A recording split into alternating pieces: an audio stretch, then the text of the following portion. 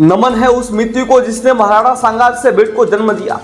नमन है उस रणभूमि को जहां एक योद्धा ने अपनी शौर्य गाथा से इतिहास के पन्नों को रक्त से नहीं स्वाभिमान से रंग दिया।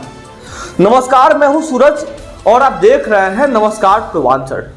आज मैं उस वीर पुरुष की बात कर रहा हूं जिसने अपने शरीर पर 80 से ज्यादा घाव सहे, एक आह गवाई, एक हाथ खोया, लेकिन साहस, आत्मबल और मातृभूमि के प्रति प्रेम कभी नहीं खोया। नाम था महाराणा संग्राम सिंह, जिन्हें हम महाराणा सांगा के नाम से जानते हैं। राजपूताना की धरती पर जब जब संकट आया तब तब वीरों ने जन्म लिया, पर सांगा सिर्फ एक राजा नहीं थे, वो एक सोच थे, एक रणकार थे और उत्तर थे मुगलों और विदेशी आक्रमणकारियों के अहंकार का। महाराणा सांगा का जन्म 12 अप्रैल 1482 को हुआ। वे मेवाड़ के शासक थे और राणा कुंभा के वंशज। उनकी वीरता की शुरुआत बचपन से ही हुई। भाइयों ने राजगद्दी के लिए षड्यंत्र रचे, प्राणघातक हमला किया, लेकिन सांगा झुके नहीं, रुके नहीं। घायल शरीर से भी रणभूमि में उतर गए और इस मिट्टी को बताया कि सिंह को जख्मों से रोका नहीं जा सकता।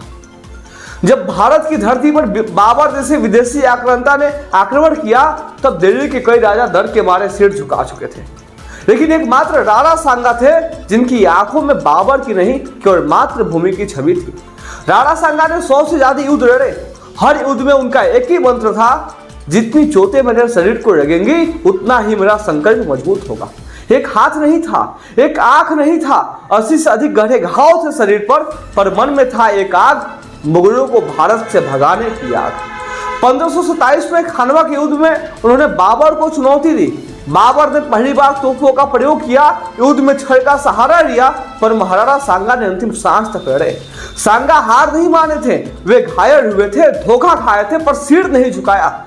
सांगा की हार नहीं हुई, हार हुई तोपों की, छड़ की और रियायत की, क्योंकि सांगा मरकर भी अमर हो गए। उनके सिद्धांत, उनका स्वाभिमान आज भी हर भारतवासी के रग रग में दौड़ता है। आज जब हम स्वतंत्रता, गौरव और राष्ट्रवाद की बात करते हैं तो हमें महाराणा सांगा को याद करना चाहिए। उन्होंने केवल तलवार नहीं उठाई, उन्होंने आत्मसम्मान की मशाल जलाई और हमें सिखा गए, राजा वो नहीं जो राज करता है, राजा वो है जो अपने प्राण देकर भी अपने धर्म और राष्ट्र की रक्षा करता है। आज हमें सांगा बनने की जरूरत है, अपने समाज, अपनी संस्कृति और अपने भारत की रक्षा के लिए। जिसने मेवाड़ की मिट्टी को रक्त से नहीं पराक्रम से सींचा, जिसने रणभूमि को तपोभूमि बना दिया, वो थे महाराणा सांगा।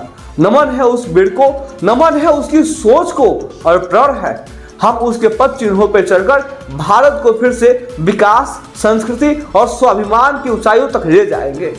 जय महाराणा सांगा, जय मेवाड़, भारत माता की जय।